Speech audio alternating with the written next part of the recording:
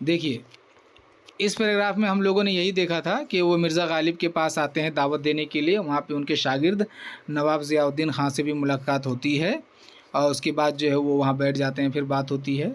उसके बाद जब लिखने से फ़ारिग होते हैं मिर्ज़ा गालिब, तो फिर उनसे गुफ्तगू होती है। मिर्ज़ा गालिब कहते हैं कि तुम्हारा काम हो चुका है, क्योंकि मिर्ज़ा आरिफ़ जो है, नवाब आरिफ़, वो हमसे कल ही बोल चुके हैं कि आपको आना है मुशायरे में। बहरहाल फिर गुफ्तगू होती है, उसके बाद वो वहाँ से चले जाते हैं। ठीक है। अब यहाँ पे हकीम मोमिन ख़ान मोमिन का मामला है, उसके बाद वो हकीम मोमिन ख़ान के बारे में बताएंगे। देखिए, हकीम साहब का मकान चीलों के कूचे में है। रास्ते में मौलवी इमाम बख्श साहब सहबाई मिल गए। ये कॉलेज में मेरे उस्ताद रहे हैं। हकीम साहब से मुराद कौन है यहाँ पे?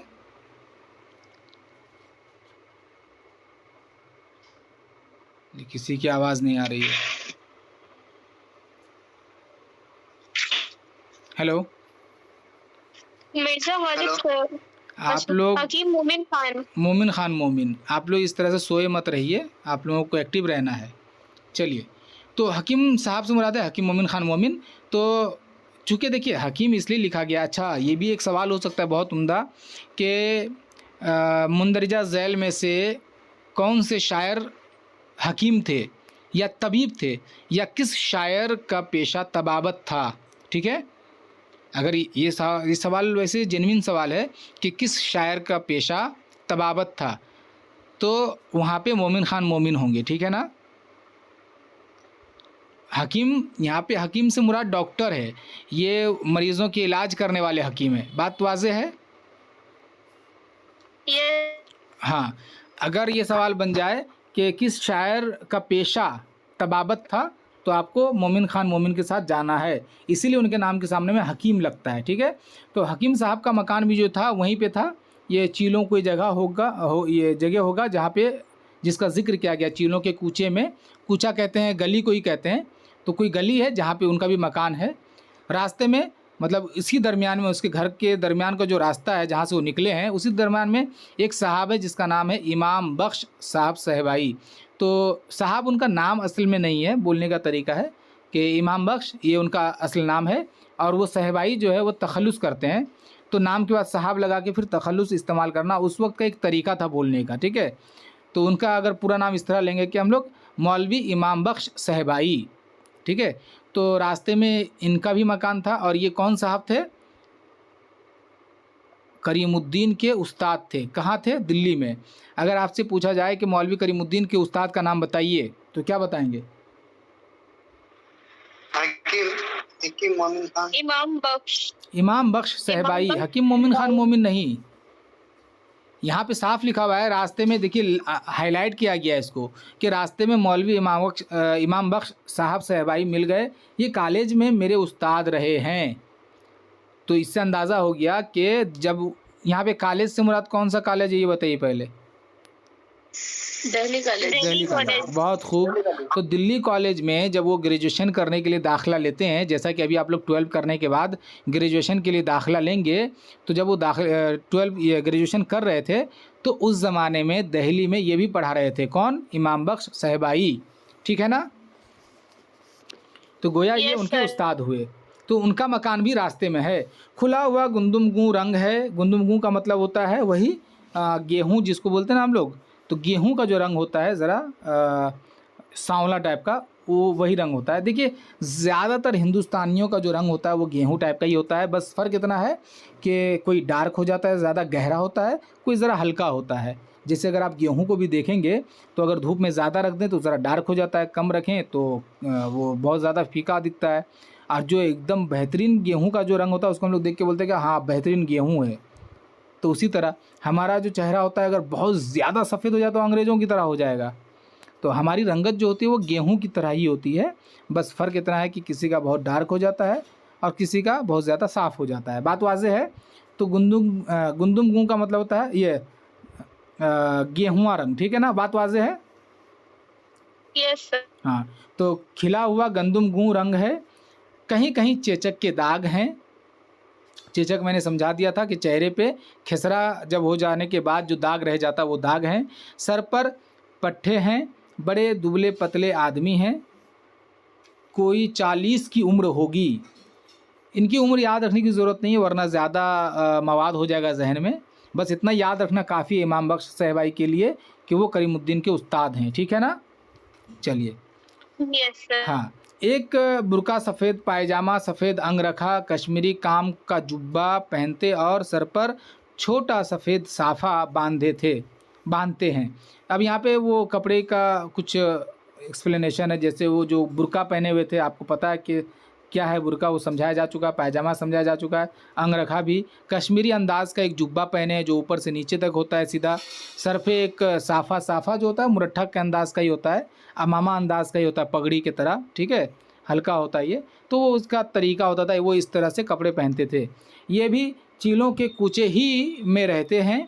मुझसे पूछने लगे, अब दोनों की मुलाकात हो गई। जब गालिबी के यहाँ से निकल के वो मोमिन के यहाँ जा रहे थे, रास्ते में इन साहब से भी, जो कि इमाम बख्श साहबाई हैं, उनसे मुलाकात हो गई। और वो क्या पूछ रहे हैं, कहाँ जाते हो?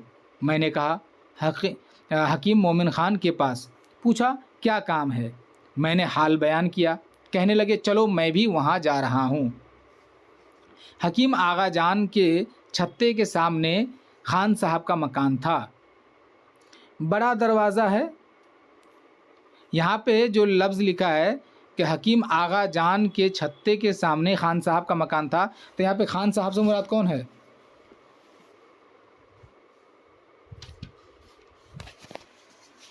जल्दी हकीम बताएं। मोमिन खान। हाँ, हकीम मोमिन ख़ान। मोमिन हकीम साहब भी लिख सकते हैं या खान साहब भी लिख सकते हैं। तो इस चीज़ को आप लोगों को तुरंत समझ जाना है, ठीक है।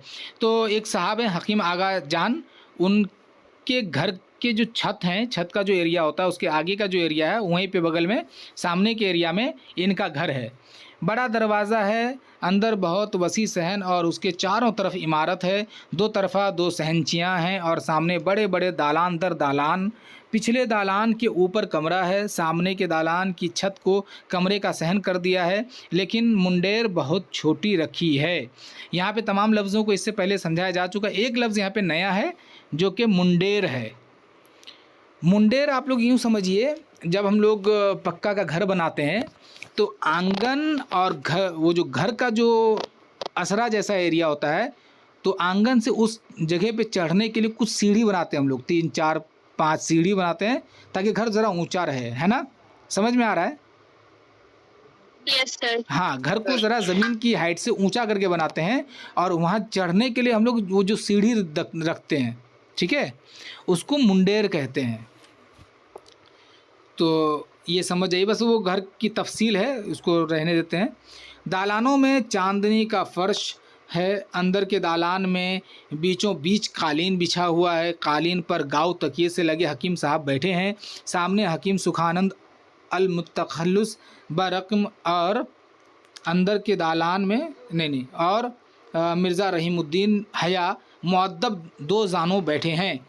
अब अंदर का जो कमरा है उसमें गाव तकिया, वो तकिया जिस पे हम लोग टेक लगा के बैठते हैं, तो उस तकिए के साथ जो है हकीम साहब बैठे हुए हैं और उनके सामने में एक साहब हैं जिनका नाम है हकीम सुखानंद, जिनका तखल्लुस है रकम, ठीक है, और दूसरे साहब हैं मिर्ज़ा रहीमुद्दीन और उनका तखल्लुस है हया।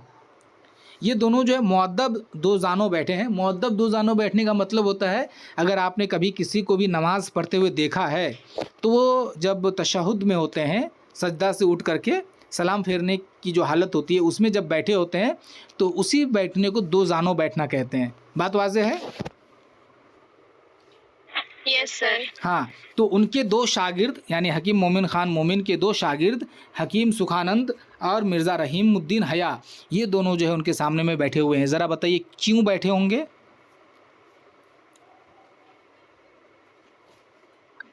जाहिर सी बात है या तो अपनी गज़लों में इस्लाह लेने के लिए बैठे होंगे या कुछ दर्स व नसीहत ही हो रही होगी। क्या लिखें कि मुअद्दब 2 जानों बैठे हैं।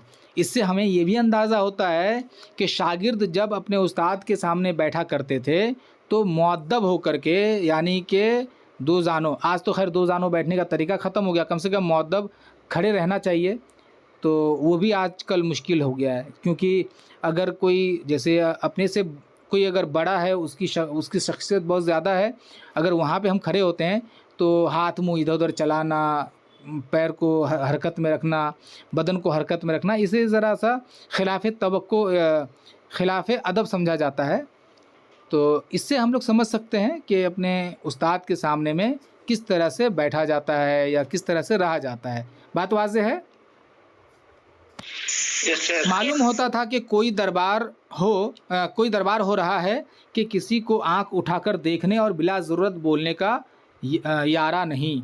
अब बताइए, उनके सामने में जो दोनों साहब बैठे हुए हैं, सुखानंद और रहीमुद्दीन साहब, तो इस तरह बैठे हुए हैं जैसे मान लीजिए बादशाह का दरबार लगा हुआ हो, और जानते हैं आप कि बादशाह के दरबार में किसी को भी बगैर किसी हुक्म के कुछ बोलने की या निगाह उठा के देखने की भी कोई हिम्मत नहीं कर सकता, किसी को इजाज़त नहीं होती है। जानते हैं इस बात को? तो इनके सामने में ये दोनों उसी तरह बैठे हुए हैं। हकीम मोमिन ख़ान की उम्र तकरीबन 40 साल थी। ये नोट करने की चीज़ है, ये याद रखिए। हकीम मोमिन ख़ान के हवाले से ये अहम बात है। दो बातें बहुत अहम है, क्योंकि इनका पेशा तबावत है और इनकी उम्र कितनी है? 40 साल। देखिए, लफ्ज़ में नहीं फंसना है। तबीब और हकीम दोनों एक ही चीज़ है। पेशा में हम लोग हकामत नहीं लिखते हैं, लेकिन पेशा में हम लोग तबावत ज़रूर लिखते हैं। तो तबावत अगर आ जाए तो आप लोग फंस सकते हैं, इसलिए फंसना नहीं है। तबावत वो है जो तबीब करे, यानी तबीब का जो काम होता है उसको तबावत कहते हैं। ठीक है, चलिए। तो इसकी उम्र कितनी है? 40 साल। कशीदा कामत थे, सुर्ख व सफ़ेद रंग था, जिसमें सब्ज़ी झलकती थी, बड़ी बड़ी रोशन आँखें, लंबी लंबी पलकें, खिंची हुई भवें, लंबी सतुआ नाक, पतले पतले होंठ, उन पर पान का लाखा जमा हुआ, मिस्सी आलूदा दांत, हल्की हल्की मूछें, खशखशाती दाढ़ी, भरे भरे बाजू, पतली कमर, चौड़ा सीना और लंबी लंबी उंगलियां, सर पर घुंघरू वाले लंबे लंबे बाल जुल्फ़ें बनकर पुश्त और शानों पर बिखरे हैं। कुछ लटें पेशानी के दोनों तरफ काकुलों की शक्ल रखती हैं। कानों के करीब थोड़े बालों को मोड़ जुल्फ़ें बना लिया था। बदन पर शरबती मलबल का नीची चोली का अंग रखा था, लेकिन उसके नीचे कुर्ता न था और जिस्म का कुछ हिस्सा अंग रखे के पर्दे में से दिखाई देता था। अब देखिए, इनकी जो वज़ह कता है ये किस तरह रहते, तो उनको देखिए। कशीदा कामत यानी कि ज़रा लंबे इंसान हैं। सुर्ख सफ़ेद रंग था। सुर्ख सफ़ेद समझिए कि कोई ऐसा शख्स जो ज़रा सा गोरा हो और गोरे में सफ़ेदी ना हो बल्कि लाली हो। समझ पा रहे हैं? Yes sir. हाँ हाँ, जैसे अंग्रेज़ों को अगर आप देखेंगे तो गोरे में सफ़ेदी है। हम हिंदुस्तानी जो होते हैं वो गोरे में लाली लेकर के आते हैं, वो एक अलग खूबसूरती लेकर के आता है। चलिए, तो सुर्ख सफ़ेद रंग था, जिसमें सब्ज़ी झलकती थी। अब चेहरा जो है वो सब्ज़ी का मतलब ये नहीं कि सब्ज़ी है, यहाँ पे चेहरा ज़रा सा हल्का हल्का हरा जैसा भी दिख रहा था। अब हरापन नहीं है, जब हम लोग जो चेहरा बहुत तरोताज़ा होता है ना, तो उसके लिए ये लफ्ज़ लेकर के आते हैं। बड़ी बड़ी रोशन आँखें, यानी कि जो आँखें हैं वो बड़ी बड़ी हैं। जैसे हम जानते हैं किसी की आँखें छोटी होती हैं, किसी की बड़ी होती हैं, तो इनकी आँखें बहुत बड़ी भी हैं और रोशन भी हैं। रोशन से मुराद क्या है कि आँखों में एक चमक है।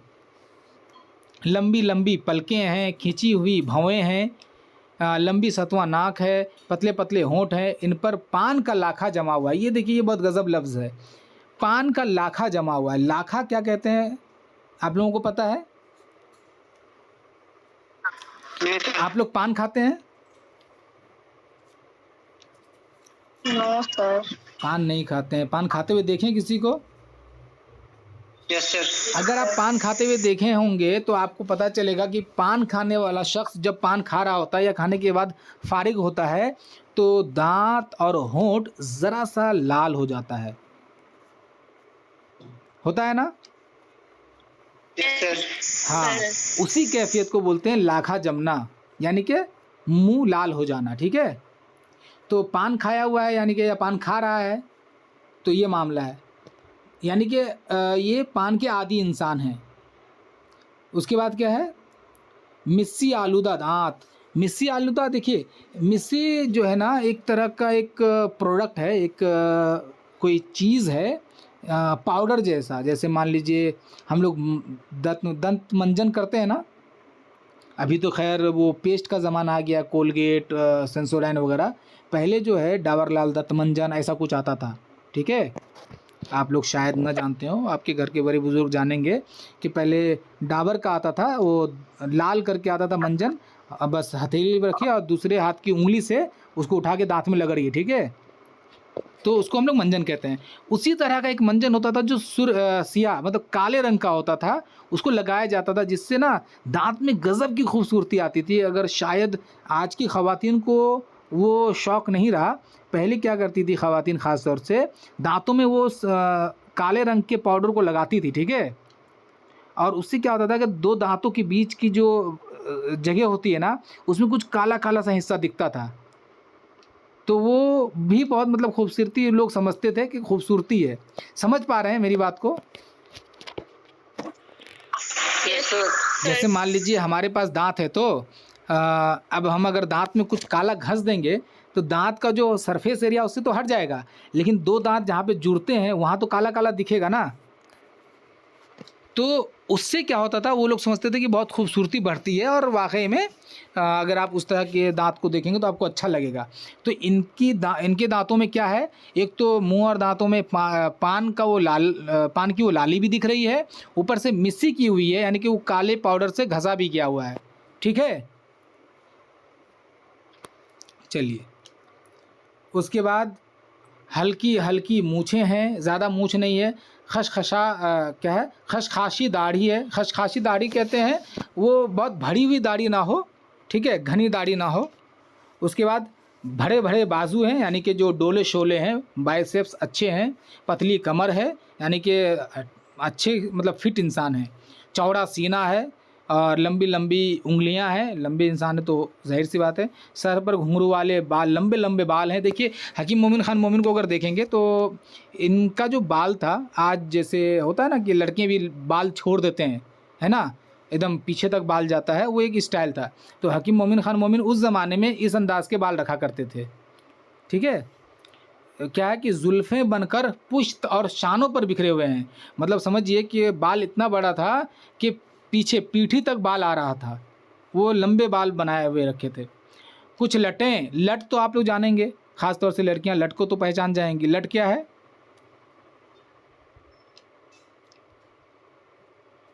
देखिए आप जो लोग बाल जो हम लोग जब बाल बनाते हैं, बाल बनाने के बाद ख़ास तौर पर लड़कियां इसको करती थीं या करती हैं भी, कुछ कुछ शौकिया करती है कि कुछ बालों को निकाल करके वहाँ से उसको थोड़ा घुमाव पेच दे करके कान के आगे से आँख के किनारे से जो है छोड़ा जाता है, ठीक है, लटकाया जाता है दोनों तरफ, जिसको शायद हिप्पी कहते हैं। तो वो लट है, ठीक है ना, समझ पा रहे हैं? यस सर, समझ गए सर। हाँ, जिसको जो है ना अक्सर मुंह से फूंक दे के साइड भी किया जाता है या हाथ से उठा के कान के पीछे रख दिया जाता है, वो बाल, ठीक है। चलिए, तो इनको तो खैर समझा ही दिए, इसमें और कोई लफ्ज़ समझाने के लायक नहीं है इनके हवाले से।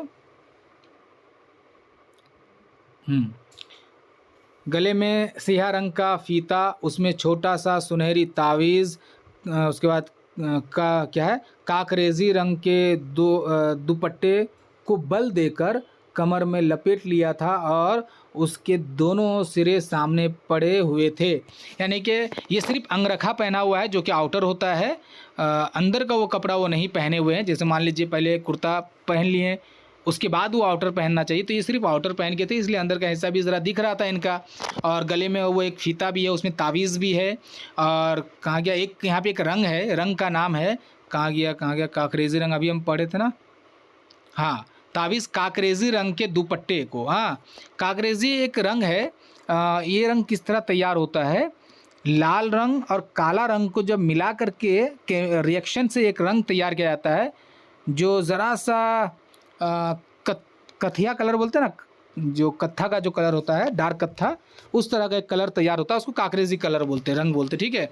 तो उस तरह का एक दुपट्टा है। लड़कियां इस चीज़ से, इस कैफियत से वाकिफ़ होंगी कि दुपट्टा को यहाँ कमर से उठा करके पीठ पे कमर ये कंधे पर रख करके सामने उसको बांध दिया जाता है। ख़ास तौर से काम वगैरह करने के वक्त में इस तरह से किया जाता है दुपट्टा को। समझ पा रहे हैं? Yes, sir. हाँ। Yes, या sir. मर्द हजरात जो वो जब खेत वगैरह में काम करते हैं तो जो गमछा होता है उसको इधर से उठा करके कंधे पे रखा जाता है, हाथ के नीचे से उठा के एक साइड से दूसरे हाथ के कंधे में ला करके नाभि के पास उसको बांध दिया जाता है। तो उस तरह करके इन्होंने रखा है। चलिए आगे बढ़ते हैं। कभी कभी एक बुर्का पायजामा भी पहनते थे, मगर किसी किस्म का भी हो हमेशा रेशमी और कीमती होता था। मतलब इससे ये अंदाज़ा हुआ कि ये हमेशा जो है बुर्का पायजामा में ही रहते थे मोमिन खान मोमिन, लेकिन रंग चाहे जो भी हो, कपड़ा का जो फैब्रिक होगा वो रेशमी ही होगा और कीमती भी होगा, यानी ब्रांडेड भी होना चाहिए और रेशमी कपड़ा होना चाहिए। ठीक है। चौड़ा सुर्ख नेफा अंग रखे की आस्तीन, देख रहे यहाँ तक वो उनका वो नक्शा ही खींच रहे हैं अभी तक। आस्तीनें आगे से कटी हुई कभी लटकती रहती थीं और कभी पलटकर चढ़ा लेते थे। सर पर गुलशन की दो पलटी टोपी, उसके किनारे पर बारीक लेस टोपी इतनी बड़ी थी कि सर पर अच्छी तरह मंड कर आ गई थी। अंदर से मांग और माथे का कुछ हिस्सा और बाल साफ झलकते थे। गरज ये कि नहायत खुश पोशाक और जामा जेब आदमी थे। तो यहाँ पे जो दिखाया गया है नक्शा, उसके एक आखिरी कंक्लूडिंग जो जुमला है बहुत उम्दा है कि गरज ये कि नहायत खुश पोशाक और जामा जेब आदमी थे। खुश पोशाक उसको कहते हैं जो कपड़ों को लेकर के जो है ना बहुत फिक्रमंद रहते हैं कि कपड़ा अच्छा हो, कपड़े का जो रंग हो वो बहुत अच्छा हो, बदन के हिसाब से वो सूटेबल हो, है ना, बदन को पहनने में अच्छा लगे। वो जब हम बदन में पहन लें तो मेरे चेहरे के रंग के साथ जो खिले, लोगों को पसंद आ जाए। होता ना कभी मान लीजिए कोई काला आदमी है और लाल कपड़ा एकदम टसटसाता हुआ लाल रंग का कोई कपड़ा पहन ले, कैसा लगेगा देखने में? तो ये वो जो फिक्रमंद इंसान होते हैं लिबास को लेकर, उसको बोलते हैं क्या, खुश लिबास। शौकीन होते हैं लिबास के एकदम अच्छे से, चाहे जितना खर्च हो। तो खुश पोशाक हैं वो, और क्या कहा गया, गरज ये कि हाँ खुश पोशाक हैं और जामा जेब आदमी है, मतलब कपड़ा हमेशा जो है अच्छा पहन के रहते थे। मैं एक वीडियो ज़रूर भेज दूंगा आज, ताकि उस ज़माने के शायरों को आप देख सकें। एक वीडियो है, गुलजार साहब ने एक दूरदर्शन पे एक सीरीज़ बनाया था, उसकी कुछ रिकॉर्डिंग्स आज भी हैं, मैं भेजूंगा इंशाल्लाह, आप लोग देखिएगा। अगर मैं भूल जाऊं तो कोई याद दिला दीजिएगा, ठीक है? हैं आप लोग? चलिए, जब मैं और मौलवी सहबाई दोनों पहुंचे तो हकीम साहब आलम मिर्ज़ा रहीमुद्दीन हया से कह रहे थे, साहब आलम, तुम्हारे शतरंज के नक्शों ने मेरा नाक में दम कर दिया है। एक हों दो हों, आखिर ये रोज़ रोज़ की फरमाइश कोई कहाँ तक पूरी करे। साहब आलम ने कहा, उस्ताद क्या करूं, रेजिडेंट बहादुर के पास विलायत से शतरंज के नक्शे हल करने को आया करते हैं, कुछ तो मैं खुद हल करके उनके पास भेज देता हूं, जो समझ में नहीं आते वो आपके पास ले आता हूं। अब ये दोनों क्या गुफ्तगू कर, मतलब देखिए अब तक क्या था कि जब करीमुद्दीन और इमाम बख्श सहबाई दोनों पहुँचे तो उनके सामने में सुखानंद और रहीमुद्दीन बैठे हुए थे, और उसके बाद इन्होंने मोमिन खान मोमिन का एक नक्शा खींचा है कि वो कैसे इंसान थे, वज़ा कता कैसी थी। अब बात ये हो रही है, ये बता रहे कि ये दोनों क्या गुफ्तगू कर रहे थे। मोमिन खान मोमिन कह रहे हैं, शतरंज आप लोग समझते हैं? Yes, sir. शतरंज जिसको अंग्रेज़ी में चेस कहते हैं, ठीक है? तो चेस जो है ना बहुत पेचीदा खेल है। देखने में लगता है कि दो आदमी बैठे हुए हैं, टेबल पे है और बस एक कोई इधर से गिरा रहा है, कोई उधर से गिरा रहा है, बहुत आसान है। लेकिन नहीं, चेस वाकई में बहुत दिमाग वालों का खेल है, दिमाग लगता है उसमें। तो ये कह रहे हैं हकीम साहब। अच्छा, इस जुमले से ये भी पता चल रहा है कि हकीम साहब चेस में माहिर थे, चेस खेलते थे। क्यों? क्योंकि विलायत से यानी इंग्लैंड से एक रेजिडेंट साहब हैं जिसके पास कुछ चेस के वो ये आते हैं, स्टेप्स आते थे हल करने के लिए। तो ये जो साहब थे रहीमुद्दीन, ये या तो कुछ खुद हल कर लेते थे, जो हल नहीं होता था वो इनके पास लेके आते थे कि इन स्टेप्स को कैसे हल किया जाए। चेस का होता ना कि चाल जिसको बोलते हैं, तो चाल का क्या जवाब होना चाहिए, कैसे वो हल होगा, तो वो हकीम साहब के पास लाते थे। तो वह हकीम साहब कह रहे हैं कि ये जो तुम रोज़ रोज़ ये जो लेकर के आ जाते हो चेस, ये जो है नाक में दम कर रखा है। बात वाज़ेह है? Yes, sir. हकीम साहब ने नज़र उठाकर हमारी तरफ देखा, हमारा सलाम लेकर कहा, बैठिए बैठिए। हम बैठ गए और फिर साहब आलम की तरफ मुतवज्जे होकर कहने लगे, मियाँ हया, जो नक्शा तुम लाए हो वो तुम मेरे ख़याल में कुछ पेचीदा नहीं है। तुम कहते हो कि सुर्ख महरों को मात होगी, मैं कहता हूँ नहीं, सब्ज़ को होगी। तुम बिसात बिछाओ, मैं अभी समझाई देता हूँ। अच्छा, ज़रा मौलवी सहबाई से बात कर लूँ, और मियाँ सुखानंद तुम बैठे इंतज़ार करते रहो। अब यहाँ पे हकीम साहब क्या कह रहे हैं इसको, रहीम साहब को, कि तुम आज जो चाल लेकर के आए हो मुझसे पूछने के लिए, वो बहुत आसान है, मुश्किल नहीं है, पेचीदा नहीं है। क्यों?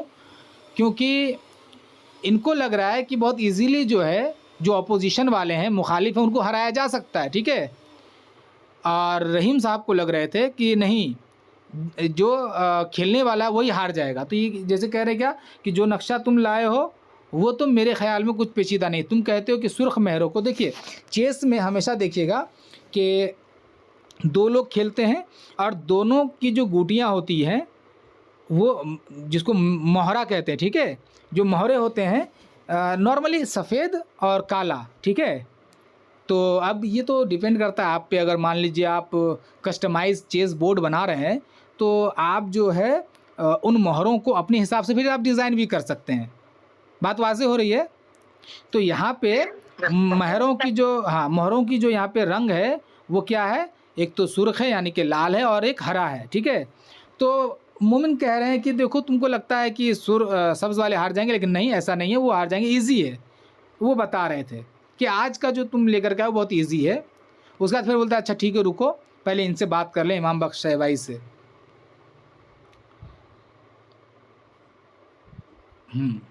मैं हुक्म लगा चुका हूँ कि जब तक पूरब की तरफ से इस छिपकली का जोड़ा ना आ जाए, ये सामने की दीवार से न जाएगी।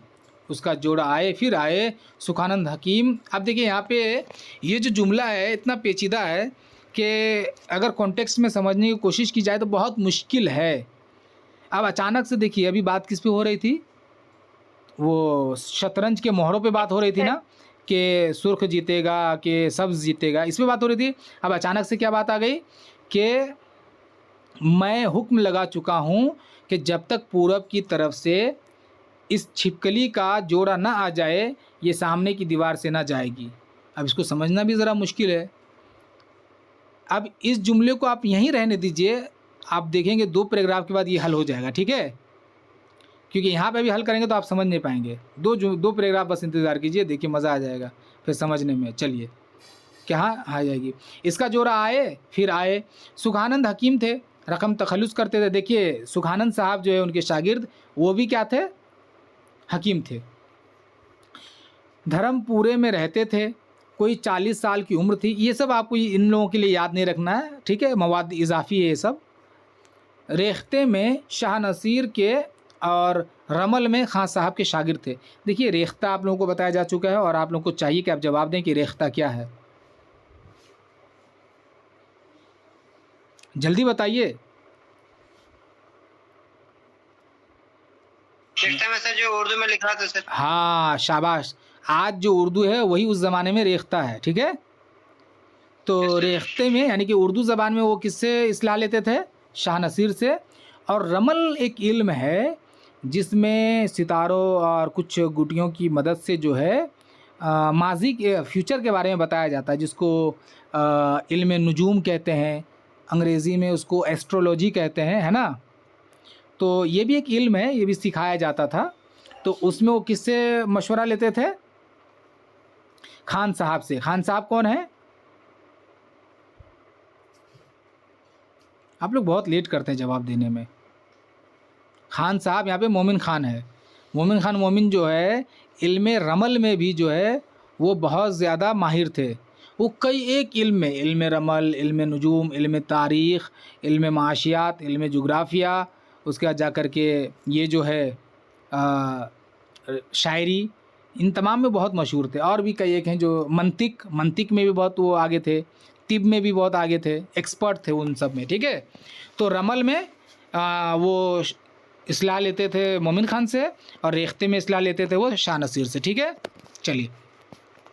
बड़े खुश पोशाक, खुश वज़ा, खुश अखलाक, ज़रीफ़ुत्तबा, हलीम, खूबसूरत और शकील आदमी थे। देखिए, जब भी किसी लफ्ज़ के साथ खुश लगा दिया जाए तो आप समझ जाइए कि वो इंसान उस चीज़ में बहुत बेहतरीन है। ठीक है, चुनिंदा है, नुमायाँ है। खुश पोशाक यानी कि लिबास को लेकर के बहुत ज़्यादा सेंसिटिव हैं कि लिबास बेहतर ही पहनेंगे। होता है ना कभी कभी हम लोग चलिए ठीक है बाज़ार जाना है तो अच्छा ठीक है कोई कपड़ा पहन के निकल जाते हैं, होता है ना। लेकिन Yes, जो sir. लोग खुश पोशाक होंगे वो घर में भी अच्छे ही लिबास में बैठेंगे और बाहर भी जाएंगे अच्छे ही लिबास में। लिबास को लेकर संगीन मसला। खुश अखलाक यानी कि अच्छे अखलाक के हैं, किसी से भी मिलना हो, बड़े हो छोटे हो, अपनी उम्र के हो, हर किसी से प्यार से बात करेंगे। ठीक है, प्यार से पेश आएंगे, उसको बोलते हैं खुश अखलाक। ठीक है, खुश वज़ा, तौर तरीका भी बहुत उम्दा है, गुस्सा नहीं करते हैं, भड़कते नहीं हैं, चिल्लाते नहीं हैं, गाली नहीं देते हैं। बात समझ में आ रही है। Yes, sir. ज़रीफ़ुत्तबा यानी कि जो उनकी तबीयत है वो बहुत ज़रीफ़ाना है, मतलब बहुत ज़हीन है सिंपल में। ठीक है, चलिए आगे हटाते हैं। उस्ताद का ऐसा अदब करते थे जैसे कोई बेटा बाप का करता है, यानी कि वो जो रहीम साहब हैं वो मोमिन खान मोमिन साहब या फिर उनके जो भी उस्ताद हैं उनकी वो बड़ी इज़्ज़त करते थे। हकीम साहब की बातें सुनकर बहुत खूब मुनासिब कहते रहे। उनसे गुफ्तगू करके हकीम साहब हमारी तरफ मुतवज्जह हुए। देखिए यहाँ पे जो जुमला है कि हकीम साहब की बातें सुनकर बहुत खूब मुनासिब कहते रहे, मतलब जब उस्ताद कुछ बोलते हैं ना तो शागिर्द क्या जवाब देते हैं जुमला के एंड में, बहुत खूब। अगर अच्छा जुमला वो कह रहे हैं तो बहुत खूब, या अगर मान लीजिए आपको समझ नहीं भी आ रहा है या ये तो मुनासिब, इस तरह से मतलब जवाब देने के भी कौन से अल्फाज हैं ये भी यहाँ पे बता रहे हैं कि आपको उस्ताद के लिए कैसे जवाब का इस्तेमाल करना चाहिए। चलिए अब फिर वो इनसे मुतवज्जे हो गए। अरे भाई सहबाई, तुम तो कई दिन से नहीं आए, कहो खैरियत तो है, और आपके साथ ये साहब कौन हैं। मौलवी सहबाई ने कहा, ये पहले कॉलेज में मेरे शागिर्द थे, अब मतबा खोल लिया है, वहाँ मुशायरा करना चाहते हैं, आपको तकलीफ़ देने आए हैं। बताइए किस चीज़ की तकलीफ़ देंगे। मुशायरे में बुलाने की तकलीफ। बहुत खूब, शाबाश। हकीम साहब ने कहा, बस साहब मुझे माफ़ ही कीजिए, अब दहली के मुशायरे शरीफों के जाने के काबिल नहीं रहे। एक साहब हैं वो अपनी उम्मत को लेकर चढ़ाते हैं, शेर समझने की तो किसी को तमीज़ नहीं, मुफ्त में वाह वाह सुभान अल्लाह का गुल मचाकर तबीयत को मुनक़िज़ कर देते हैं। ये नहीं समझते कि साहिब दो चीज़ माँ शिकन कद्र शोरा तहसीन नाशनास व सुकूत सुखन शनास। कह रहे हैं कि देखिए भाई, वो जैसे कहते हैं सही भाई कि ये साहब करीमुद्दीन है, मुशायरा करना चाहते हैं, आपको दावत देने आए हैं। बस ये सुनते ही मोमिन साहब क्या कहते हैं, मुझे माफ़ कीजिए, मतलब मैं नहीं जाना चाहता हूँ किसी भी मुशायरे में। क्यों नहीं जाना चाहते हैं ये, क्योंकि इनके मुताबिक दहली के मुशायरे अब शरीफों के जाने के काबिल नहीं रहे। मतलब यहाँ पे शरीफ से मुराद जो है वो तबीयत के शरीफ नहीं, यहाँ पे शरीफ से मुराद है वो जो बड़े शायर होते हैं। ठीक है, तो कह रहे कि जो दिल्ली में जो अब मुशायरे होते हैं वो बड़े आला पाए के शायरों के लायक नहीं रहे। क्यों, उसके पीछे एक वजह है। क्या वजह है, एक साहब हैं वो अपनी उम्मत को लेकर चढ़ाते हैं। इसका मतलब क्या पता है, ये ज़ौक़ के ऊपर में तंज़ है। जैसे ज़ौक़ तो कुछ नहीं कहता है, लेकिन उनके जो शागिर्द है अगर ज़रा भी अगर मुशायरे में ऊंच नीच हो जाए तो ज़ौक़ तो खामोश रहता है, उनके जो शागिर्द है वो मामला बहुत बिगाड़ देता है। समझ में आ रही है बात। यहाँ पे जो अपनी उम्मत को लेकर, अपनी उम्मत से मुराद है शागिर्दों का हल्का। ठीक है, यस सर। हाँ, तो ये ज़ौक़ के ऊपर में तंज़ कर रहे हैं। कौन, मोमिन खान मोमिन के एक हमारे शायर जो है बस आ जाते हैं मुशायरों में अपने शागिर्दों का हल्का लेकर के और बस मुशायरा बर्बाद कर देते हैं। पहली वजह ये रही जिसकी वजह से वो नहीं जाना चाहते हैं। और उसके बाद क्या है कि शेर समझने की तो किसी को तमीज़ नहीं, मतलब तकरीबन जो मुशायरे में आते हैं या जो सामीन हैं उनको शेर समझने की मतलब है ही नहीं, तमीज़ ही नहीं है, वो शेर समझ ही नहीं पाते हैं। क्यों, क्योंकि हर शेर पे बस वाह वाह सुभान अल्लाह, वाह वाह सुभान अल्लाह करते हैं। बात समझ में आ रही है। तो ये कह रहे हैं कि वाह वाह सुभान अल्लाह का जो शोर है ना, जो गुल है ना, ये तबीयत को क्या कर देती है, बर्बाद, ख़राब। एक फ़ारसी का शेर है कि कह रहे हैं कि सुनो साहब, शायरों को जो है ना, दो चीज़ जो है उनकी तबीयत को ख़राब कर देती है। क्या क्या पता है? एक तो वो आदमी की, उस आदमी की तारीफ़ जो शेर को न समझे, और उस आदमी की खामोशी जो शेर को समझे। मतलब अगर कोई शेर सुनाए, मान लीजिए मोमिन ख़ान मोमिन शेर सुनाया और मिर्ज़ा गालिब अगर उस शेर पर खामोश रहे, तब भी इनका मूड ख़राब हो जाएगा। और मान लीजिए मोमिन ख़ान मोमिन शेर सुना रहा है और कोई जाहिल या शेर शनास नहीं है, वो बैठ के वो खूब चिल्ला रहा है, वाह वाह वाह वाह वाह वाह, तो इससे भी उसका मूड ख़राब हो जाएगा।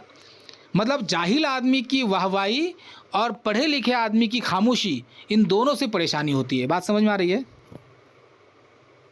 Yes sir. चलिए, तो यहाँ पे सुभान अल्लाह कौन करते हैं? वो जो शेर समझते ही नहीं है। क्या?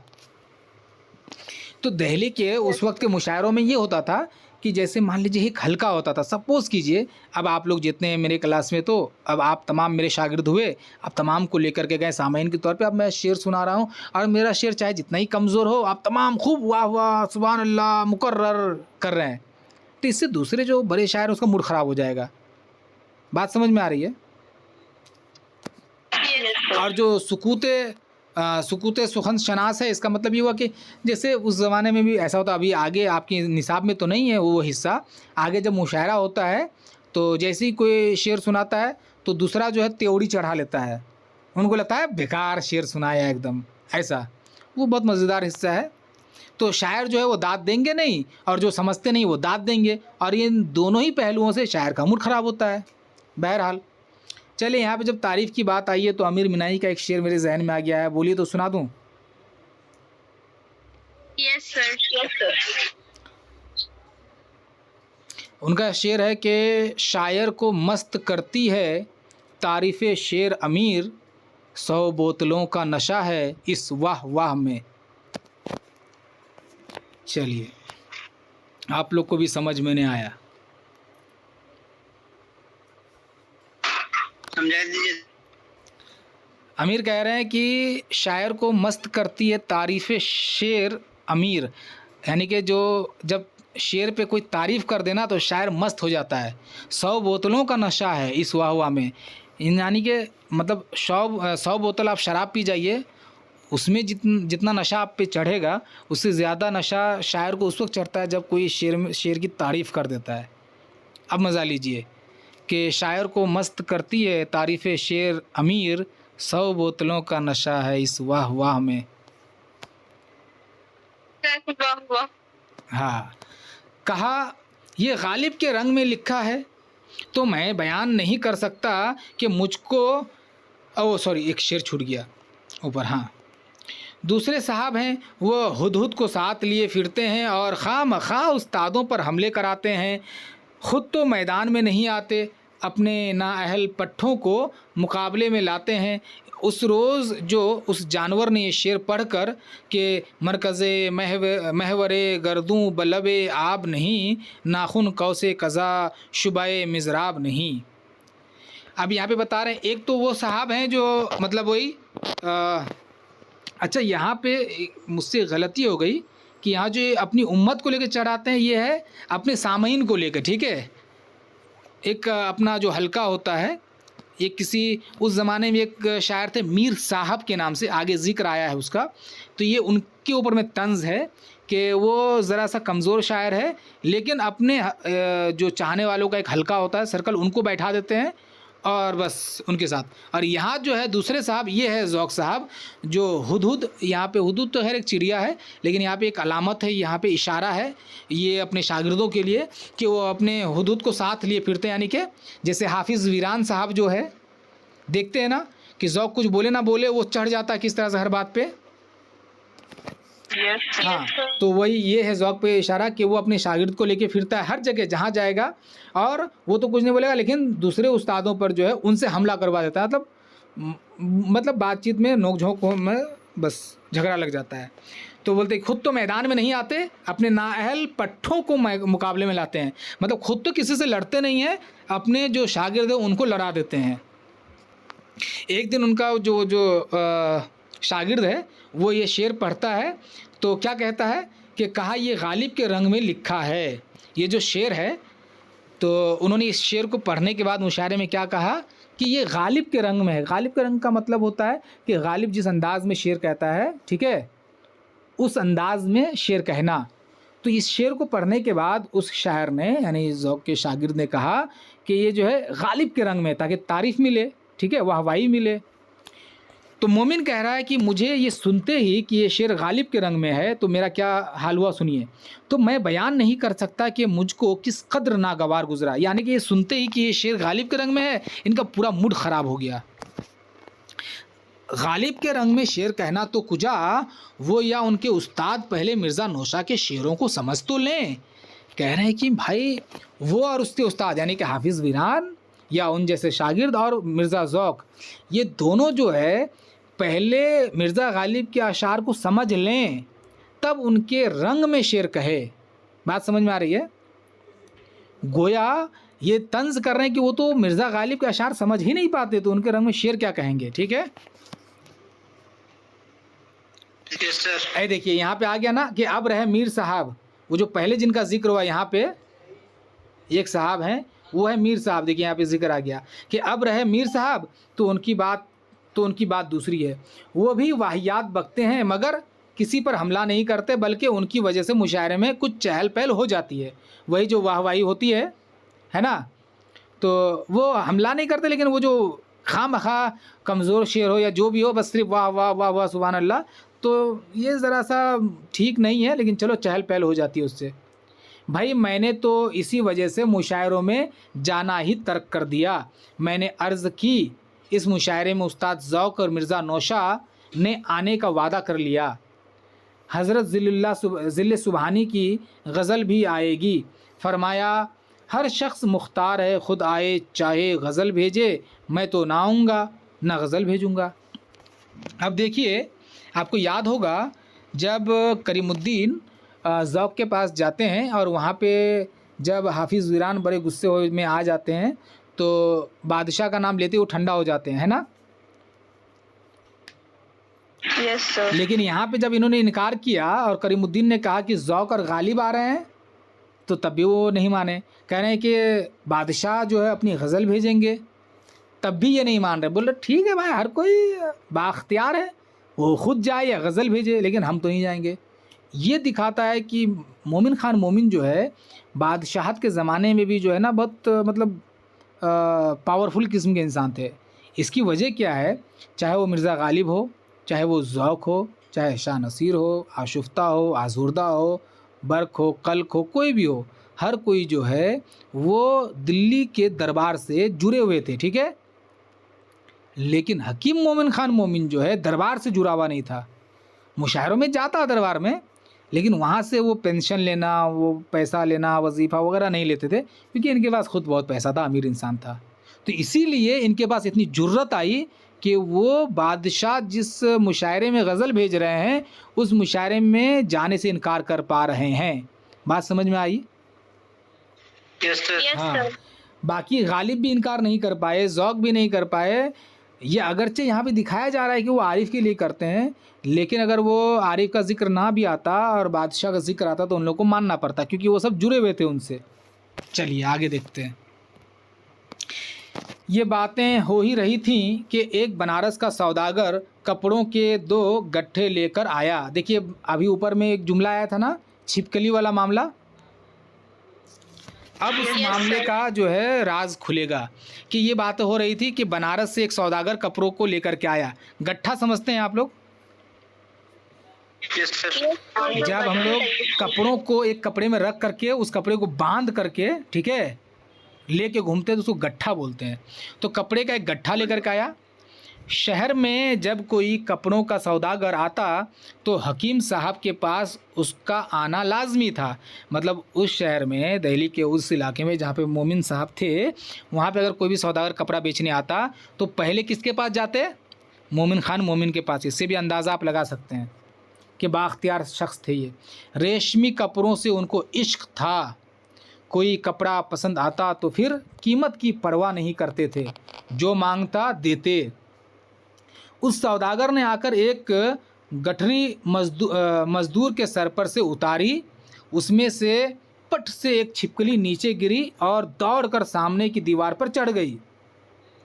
जो छिपकली पहले से दीवार पर जमी बैठी थी वो लपक कर उससे आ मिली और दोनों मिलकर एक तरफ चली गईं।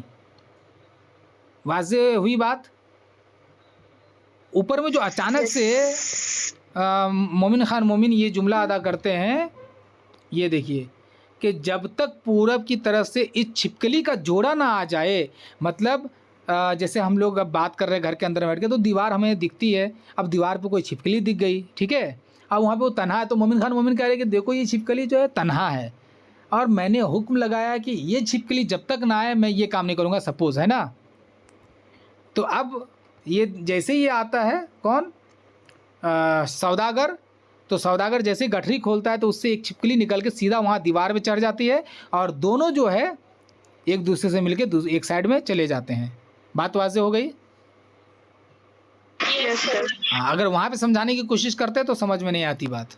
चलिए, एक तरफ चली गई, किधर गया, तमाशा देख रहे थे, हाँ, हम लोग बैठे ये तमाशा देखते रहे। जब दोनों छिपकलियाँ चली गईं तो हकीम साहब ने कहा, मियाँ रकम तुमने देखा? इन्होंने कहा, जी हाँ, ये खाने का हिसाब लगाने में मुझसे गलती हुई।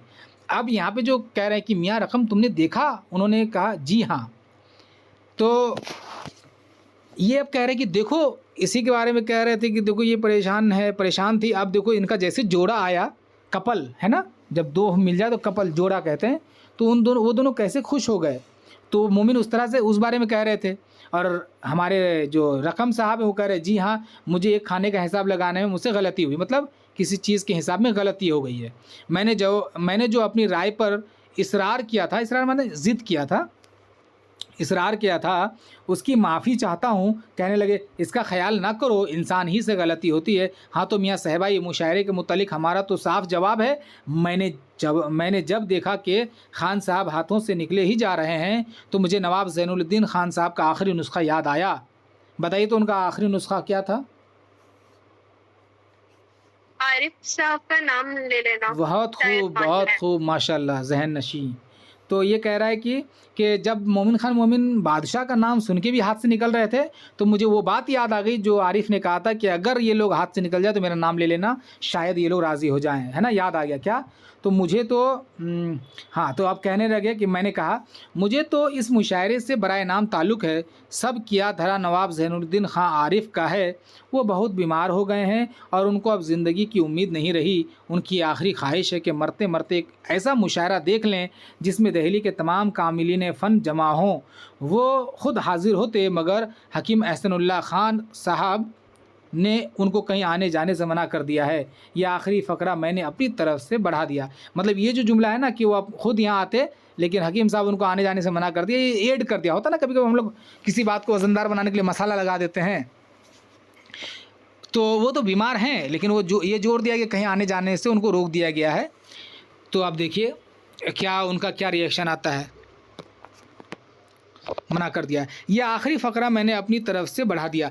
खां साहब बड़े गौर से मेरी बात सुनते रहे। मैं खामोश हुआ तो मौलवी इमाम बख्श साहब की तरफ मुतवज्जे होकर कहने लगे, अफसोस है, क्या खुश फ़िक्र और ज़हीन शख्स है ये, उम्र और मायूसी।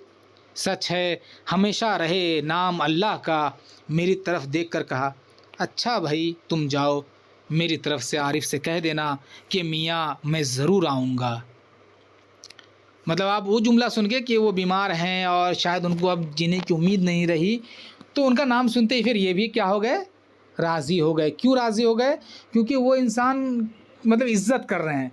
मोमिन खान मोमिन आरिफ की बड़ी इज़्ज़त कर रहे हैं। इसका मतलब ये है ना, कह रहे हैं कि क्या है कि खुश फ़िक्र और ज़हीन शख्स, मतलब जिनके ख़यालात अच्छे हों वो खुश फ़िक्र इंसान है। चलिए, मतलब आरिफ का जो रिश्ता है सबसे बहुत उम्दा है। चलिए वो भी राज़ी हो गए। गोया अब तक कौन कौन राज़ी हो गए ज़रा बताइए फटाफट। वालिद, मोमिन और शौक। देखिए बहुत खूब, बहुत खूब। और किसी को बताइए और कौन राज़ी हो गए? और उन लोगों के सारे जाने पहचानने वाले और शागिर्द। चलिए बहुत अच्छा, बहुत खूब। चलिए आगे बढ़ते हैं। मैंने देखा कि ये जादू चल गया तो और पाँव फैलाए और कहा, मतलब देखिए जादू चल गया मतलब अगर कोई बात बन जाए तो हम लोग जैसे बोलते ना कि अगर किसी को बैठने की जगह दो वो पाँव फैलाना चाहता है, फिर पाँव फैलाने की जगह दो तो सोना चाहता है ना।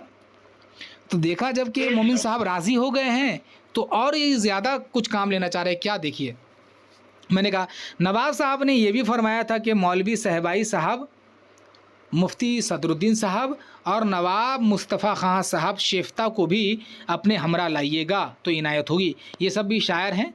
तो कह रहे हैं कि आरिफ साहब ने कहा था कि इन तीनों को भी आप कह दीजिए और आप इन तीनों को साथ लेके आइएगा, ठीक है, इन तीनों को भी दावत आप दे दीजिए। ये कह देना कि मैंने तुमको भेजा है। नहीं, जुमला छूट गया, कहाँ गया। हाँ, हकीम साहब कहने लगे मियाँ सहबाई से तो मैं अभी कह देता हूँ, अब रहे आजुर्दा और शेफ्ता तो वापस जाते जाते उनसे भी कहते जाओ, ये कह देना कि मैंने तुमको भेजा है। हाँ, तारीख़ क्या मुकर्रर की है, मुशायरा कहाँ होगा और तरह क्या है। मैंने तारीख़ बताकर मकान का पता दिया। तरह के मुतालिक हज़रत जहाँ पनाह के हुजूर में जो गुफ्तगू हुई थी वो बयान की। ये सब समझाने की ज़रूरत है क्या? ये तमाम लफ्ज़ आप लोग जानते हैं, तरह, मुशायरा, तारीख़ सब। तो ये बता देते हैं इनको भी, मोमिन को कि ये तारीख़ है, ये तरह के बारे में बात हुई थी, वो बयान की। कहने लगे हमारे बादशाह सलामत भी अजीब चीज़ हैं, जो सूझती है नहीं सूझती है। शायद ऐसा मुशायरा कहीं भी ना हुआ होगा जिसमें तरह ना दी गई हो। खैर, ये तो अच्छा हुआ कि झगड़े का झोंपड़ा ही नहीं रहा। मगर भाई बात यह है कि जब तक मुकाबले की सूरत ना हो, ना शेर कहने में जी लगता है, ना पढ़ने में लुत्फ़ आता है। अब देखिए, उस ज़माने में तरही मुशायरा होता था, ये तो समझ में आ गया, ठीक है। और ये भी समझ में आ रहा है कि उस ज़माने के जो बड़े बड़े शायर थे वो तरही मुशायरे में मुकाबले के लिए भी मतलब जी जान लगा देते थे कि हम बेहतर लिखेंगे तो हम बेहतर लिखेंगे। बात समझ में आ रही है? अब ये भी बात हकीकत है ना कि जैसे आज जब मुशायरे हम लोग देखते हैं तो देखते हैं कि शबीना अदीब जो है किसी और में सुना रही है, मोनिका दुबे किसी और में सुना रही है, हम देखते हैं कि सरदार सलीम किसी और में सुना रहा है, ज़ुबैर ताबिश किसी और में, जॉन एलिया किसी और में, राहत इंदौरी किसी और में, एक ही मुशायरे में। तो वो लुत्फ़ नहीं आता है जो तरही मुशायरा में आता है कि एक ही तरह हो और हर कोई उसी में लिखे। क्या तब ना पता चलेगा कि कौन जीता कौन हारा। ये भी एक मज़ेदार पहलू होता है। बहरहाल ये कहकर वो कपड़े देखने में मशगूल हो गए और मैं सलाम करके रुखसत हो गया। चलिए, वहाँ से वो निकल आए। चितली कब्र के करीब हवेली अजीज़ आबाद के सामने मुफ्ती सदरुद्दीन साहब का मकान था। उसके नज़दीक एक मटिया महल में नवाब मुस्तफ़ा खां साहब शेफ्ता रहते हैं। मुफ्ती सदरुद्दीन के यहाँ जाकर मालूम हुआ कि शेफ्ता भी मुफ्ती साहब ही के पास बैठे हुए हैं। मैंने कहा चलो इससे बेहतर मौका मिलना मुश्किल है, दोनों से एक ही जगह मिलना हो गया। ये सोचकर अंदर गया। मकान कोठी के नमूने का है। मतलब आप मोमिन खान मोमिन के यहाँ से निकल के कहाँ गए? आजुर्दा और शेफ्ता से मिलने के लिए गए, ठीक है। अब यहाँ पे उनकी जो कोठी है उसकी ज़रा सा तफसील है कि मैंने कहा चलो उस बेहतर मौका दोनों से एक जगह ही मिलना हो जाएगा। ये सोचकर अंदर गया। मकान कोठी के नमूने का है। अंग्रेज़ी और हिंदुस्तानी दोनों वजह को मिलाकर बनाया गया है। अंग्रेज़ी यानी कि इंग्लिश स्टाइल, जो मॉडर्न स्टाइल में घर बनाया जाता था उस ज़माने में।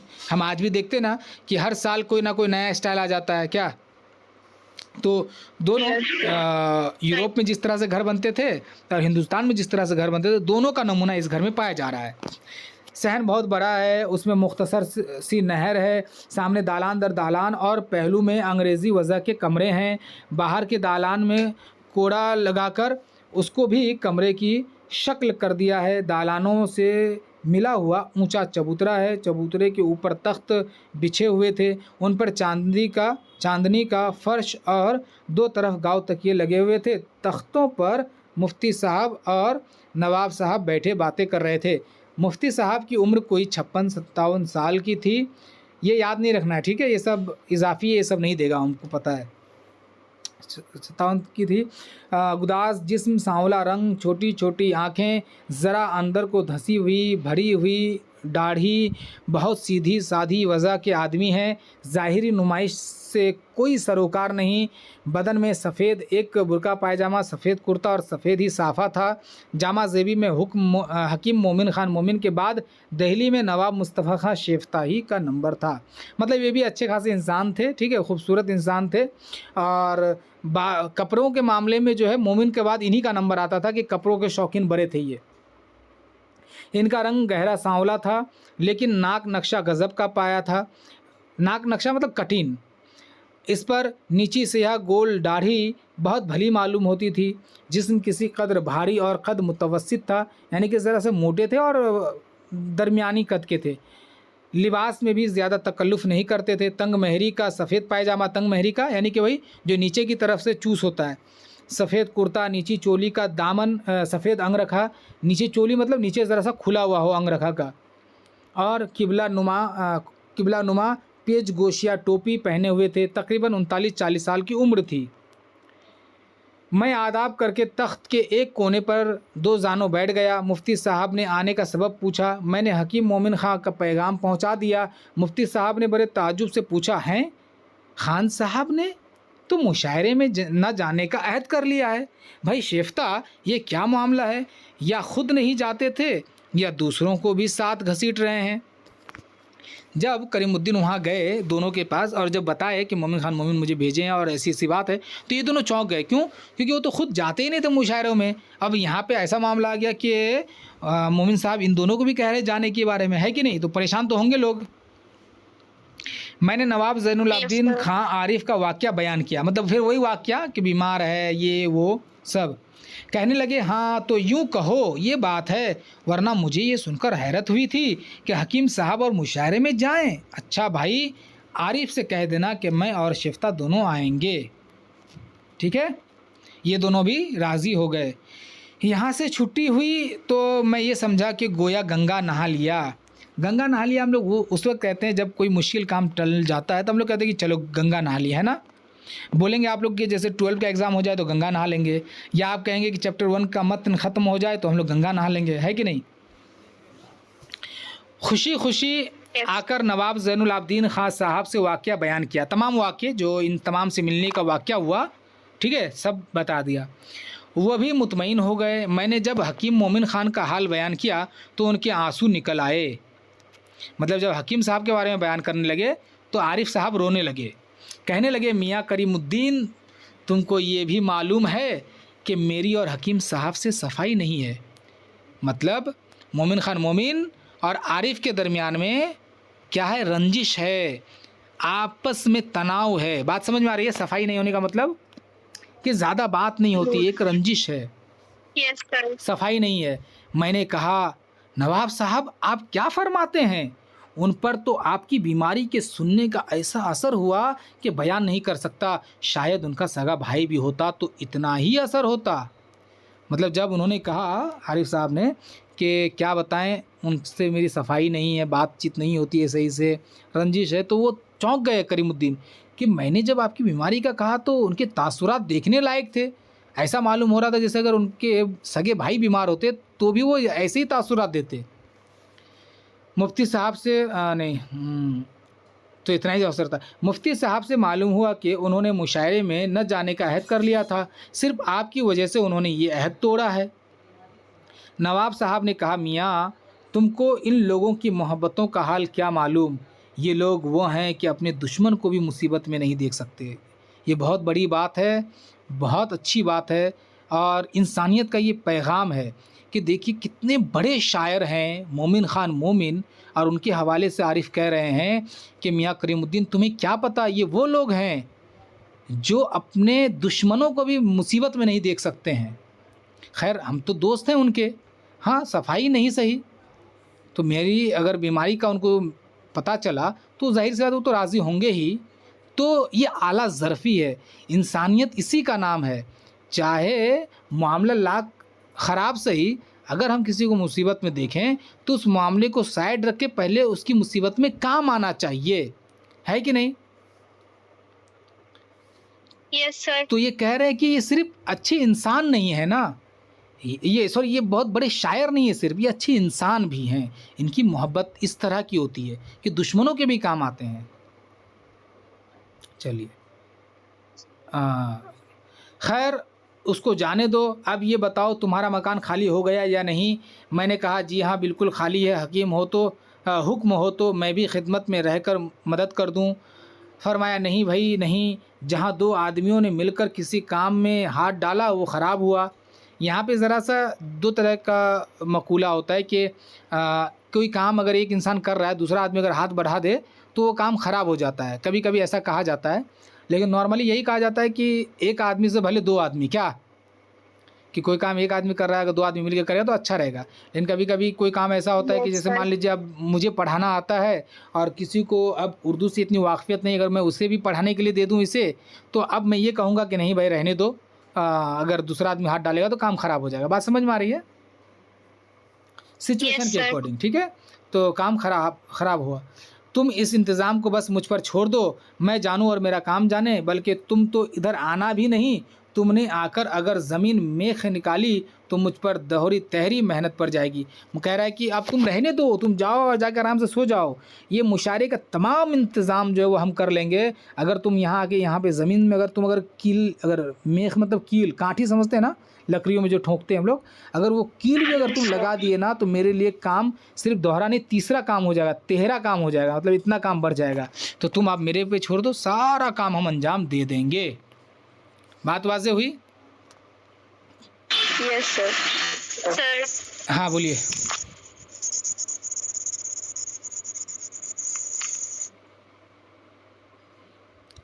तो आप लोगों को समझ में आया तमहीद और तदबीर का हिस्सा?